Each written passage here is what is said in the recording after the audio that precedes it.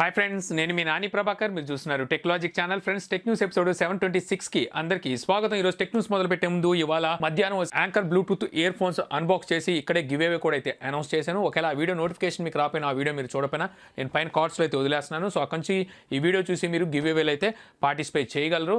So ఈరోజు tech న్యూస్లోకి అయితే వెళ్ళిపోదాం. సో మొదటి న్యూస్ వచ్చేసరికి మనకి రియల్మీ నుంచి. రియల్మీ ఈరోజు మన ఇండియాలో రెండు ప్రోడక్ట్స్ని అయితే లాంచ్ చేసింది. ఒకటి పవర్ బ్యాంక్, ఇంకోటి వచ్చేసరికి రియల్మీ C11 మొబైల్ ఫోన్ అనమాట. ఈ పవర్ బ్యాంక్ చూస్తే మనకి 10,000 mAh బ్యాటరీతో ఈ పవర్ బ్యాంక్ అయితే వస్తుంది. ఇంతకుముందు వీళ్ళు రెండు పవర్ బ్యాంక్ని అయితే లాంచ్ చేశారు. బట్ ఒకసారికి అవి 18 వాట్ ఫాస్ట్ ఛార్జింగ్ సపోర్ట్తో వస్తాయి.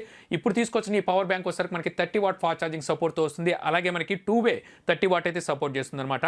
అంటే మీరు దీనికి ఛార్జ్ చేసినా సరే మీరు 30 వాట్లు అయితే ఛార్జ్ తీసుకుంటే, దీని నుంచి దేనికైనా మనం ఛార్జ్ చేస్తే అవి కూడా 30 వాట్లు అయితే ఛార్జ్ తీసుకుంటాయి. బట్ ఒకసారి దీనికి మీరు 30 వాట్ అడాప్టర్ని అయితే యూజ్ చేయాలి దీన్ని ఛార్జ్ చేయాలంటే. దీనికి గాను మీరు 10,000 mAh బ్యాటరీకి ఛార్జ్ అవ్వడానికి 1 గంట 36 నిమిషాల వరకు పడుతుందని చెప్పి వీళ్ళు అయితే చెప్తున్నారు. ఇక దీని ప్రైస్ చూసుకుంటే వీళ్ళు 1,999 రూపాయలు తగ్గించి 2,000 రూపాయలు ప్రైస్ పెట్టారు. ఇదే పవర్ బ్యాంక్ని చైనాలో లాంచ్ చేసినప్పుడు వీళ్ళు 2,300 రూపాయలు అనుకుంటా పెట్టారు. సో ఇండియాలో వచ్చేసరికి పర్వాలేదు, తగ్గించే తీసుకొచ్చారని చెప్పాలి. అంటే చైనాతో కంపేర్ చేస్తే తగ్గించే తీసుకొచ్చారు. అయితే ఎంత ఫాస్ట్గా ఛార్జ్ అవ్వడానికి మీకు పవర్ బ్యాంక్ కావాలనుకుంటే ఇది తీసుకోవచ్చు. లేదంటే మనకి 700-800 రూపాయల్లోనే మనకి 10,000 mAh బ్యాటరీలతో పవర్ బ్యాంకులు అయితే దొరుకుతున్నాయి. సో దీని వచ్చేసరికి మనకి జూలై 21వ తారీఖు నుంచి వీళ్ళు ఫ్లిప్కార్ట్ అండ్ realme.comలో సేల్లోకి అయితే తీసుకురాబోతున్నారు. ఇక తర్వాత రియల్మీ C11 ఈ మొబైల్ డిస్ప్లే సైజ్ మనకి 6.5 ఇంచెస్ అయితే ఉంటుంది.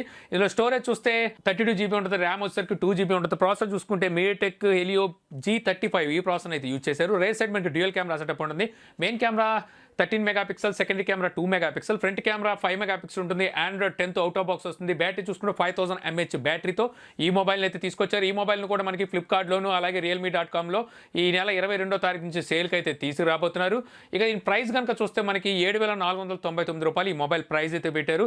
యాక్చువల్గా మీకు ఇంతకుముందు నేను గతంలో చెప్పాను టెక్ న్యూస్లో, ఈ మొబైల్ లాంచ్ చేస్తే 7,000 రూపాయల లోపే లాంచ్ చేయాలి, అంతకు మించి లాంచ్ చేస్తే నేను డిసప్పాయింట్ అవుతాను. ఖచ్చితంగా నేను డిసప్పాయింట్ అయితే అయ్యాను.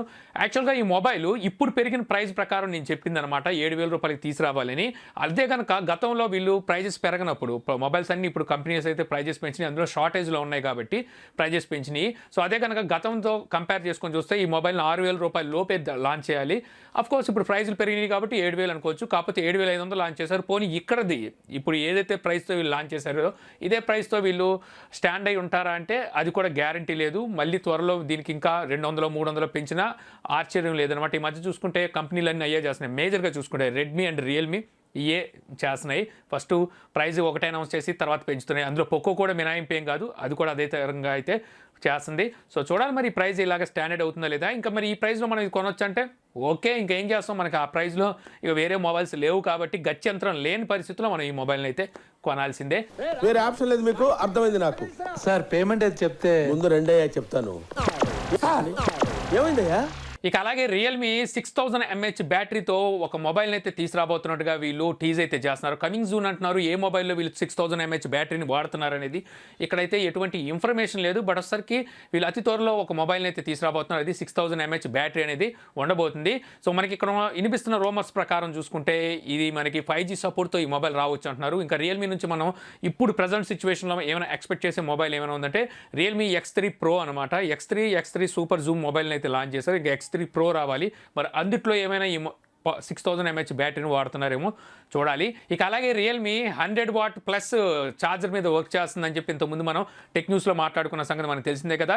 ఇప్పుడు వచ్చేసరికి మాధవ్ షెట్ ట్విట్టర్లో ఒక చిన్న ట్విట్ అయితే పెట్టాడనమాట. దీని ప్రకారం కనుక చూస్తే వీళ్ళు 121 వాట్ ఫాస్ట్ ఛార్జర్ సపోర్ట్ని తీసుకురాబోతున్నట్టుగా ఈ ట్వీట్ ద్వారా, అంటే ఈ పోస్ట్ ద్వారా అయితే తెలుస్తుంది. ఎందుకంటే ఇతను వచ్చేసరికి ఇక్కడ లైట్నింగ్ సింబల్స్ని అయితే పెట్టాడు. మొత్తం చూస్తే 121 లైట్నింగ్ సింబల్స్ని అయితే వీళ్ళు ఇక్కడ పోస్ట్ చేశాడు. దీని ప్రకారం అర్థమవుతుంది అనమాట 121 వాట్ ఫాస్ట్ ఛార్జర్ని అయితే వీళ్ళు తెస్తున్నారని.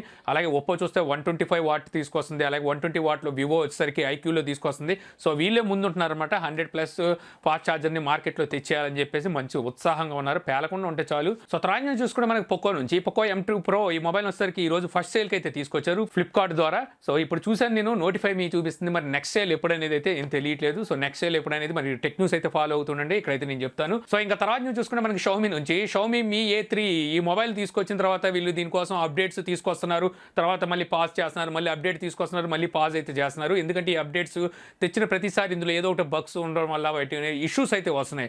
కొత్తగా మనకి ఫీచర్స్ రావడం పక్కన పెడితే కొత్త ఇష్యూస్ని అయితే ఫేస్ చేయాల్సి వస్తుంది అనమాట యూజర్స్ వచ్చేసరికి. ఇప్పుడు వచ్చేసరికి మరో పెద్ద తప్పు అయితే షామీ చేసినట్టుగా తెలుస్తుందన్నమాట. వీళ్ళు మెక్సికో ఫర్మ్వేర్ని వీళ్ళు గ్లోబల్ ఫర్మ్వేర్ కింద అయితే రిలీజ్ చేసేసారంట. అంటే యాక్చువల్గా దీన్ని మెక్సికోలోనే MI A3 మొబైల్స్కి మాత్రమే వీళ్ళు ఈ అప్డేట్ని అయితే ఇవ్వాలి. అందువల్ల అక్కడ ఉన్న నెట్వర్క్ సపోర్టింగ్గా ఈ అప్డేట్ అయితే పనిచేస్తుంది. బట్ ఒకసారికి వీళ్ళు ఏం చేశారంటే బై మిస్టేకో మరి ఎక్కడ జరిగిందో పొరపాటు తెలియదు కానీ గ్లోబల్గా అందరికీ వచ్చేసరికి ఈ అప్డేట్ అయితే రోల్ అవుట్ చేసినట్టు తెలుస్తుంది. సో చాలా మంది ఈ అప్డేట్ కొత్తగా వచ్చింది కదని చెప్పేసి గ్లోబల్గా అప్డేట్ చేసుకున్న వాళ్ళకి సెకండ్ సిమ్ ఏదైతే ఉందో అది పనిచేయడం మానేసినట్టుగా అయితే తెలుస్తుంది. మరి కొంతమందికి అయితే కొత్త ఇష్యూస్ వచ్చినట్టుగా అయితే తెలుస్తుంది. వెంటనే ఇప్పుడు షామీ ఏం చేసిందంటే వాళ్ళు తప్పు తెలుసుకొని వెంటనే దీన్ని వచ్చేసరికి ఆపేసింది అనమాట. సో ఆపేసి ఇప్పుడు ఏం చెప్పిందంటే వాళ్ళ కమ్యూనిటీ ఫారంలో సో మీరు ఈ అప్డేట్ని అయితే చేసుకోమాకండి, ఇదేదో చిన్న పొరపాటు జరిగిపోయిందని చెప్పేసి చెప్పినట్టుగా తెలుస్తుంది. సో త్వరలో సరికి గ్లోబల్ అప్డేట్ తీసుకొస్తాం, అప్పటి వరకు వెయిట్ చేయమని చెప్పినట్టుగా తెలుస్తుంది. మరి అప్డేట్ చేసుకున్న వాళ్ళ పరిస్థితి ఏంటో చూడాలి.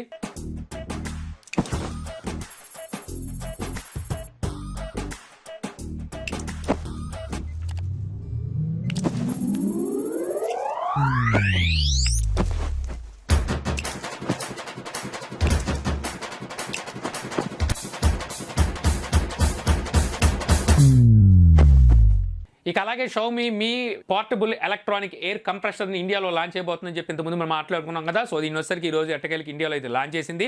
సో దీని వచ్చరికి క్రౌడ్ ఫండింగ్ ద్వారా వీళ్ళు సేల్కి అయితే తీసుకొచ్చారు. ఈ రోజు మీరు క్రౌడ్ ఫండింగ్ అయితే స్టార్ట్ అవుతుంది. ఇప్పుడు ఎవరైతే బుక్ చేసుకుంటారో వీళ్ళకి వచ్చరికి ఆగస్టు 10వ తారీఖు నుంచి వీళ్ళు షిప్మెంట్ అయితే start చేస్తామంటున్నారు.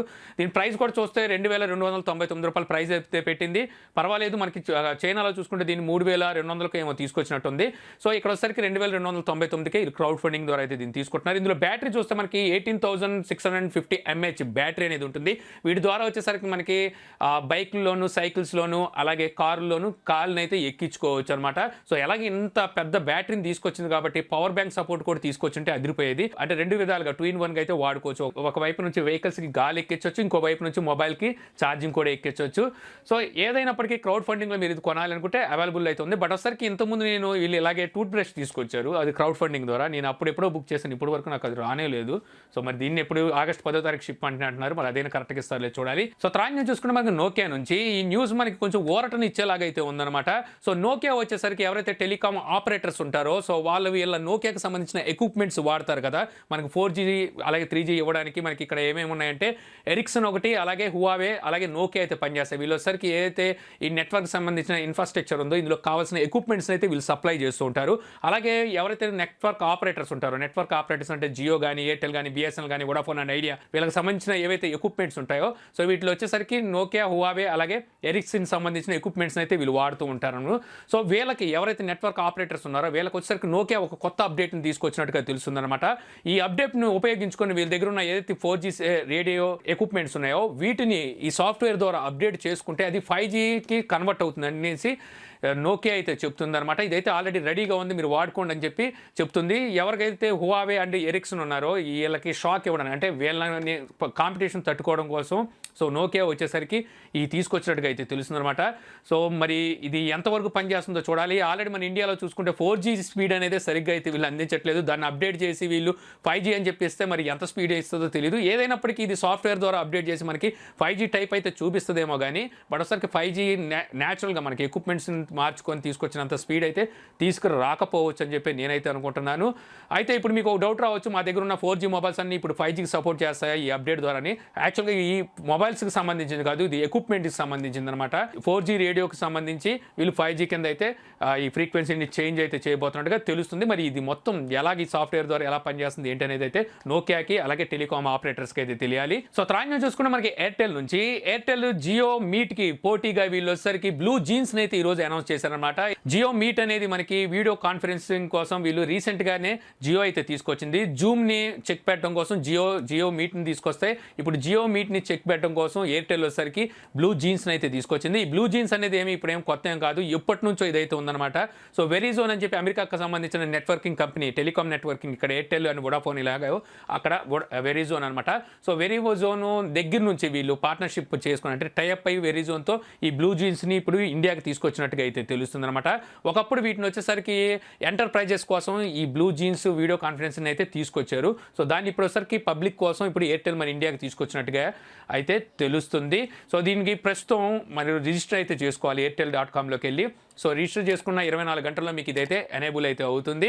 So first 3 months free అంటున్నారు, ఆ తర్వాత ఎంత ఛార్జ్ చేస్తారనేది అయితే ఇక్కడ ఏమీ తెలియట్లేదు. సో దీనికన్నా బెటర్ జియో మీటే వాడుకోవచ్చు, శుభ్రంగా ఫ్రీగా అయితే దొరుకుతుంది. సో త్రాన్యం చూసుకుంటే మనకి జియో నుంచి, సో జియోలో ఇప్పుడు వరకు చూసుకుంటే చాలా మంది ఇన్వెస్టర్స్ అయితే వచ్చి చేరుకున్నారు. ఎక్కువ చూస్తే మనకి యూఎస్ కంపెనీలు ఎక్కువగా అయితే ఉన్నాయి. గూగుల్ కూడా జియోలో $4 billion వరకు పెట్టుబడి పెట్టాలని చెప్పి ఇంట్రెస్టింగ్ గా ఉన్నట్టుగా అయితే తెలుస్తుంది అనమాట. $4 billion అంటే 30,140 కోట్ల రూపాయలు అనమాట.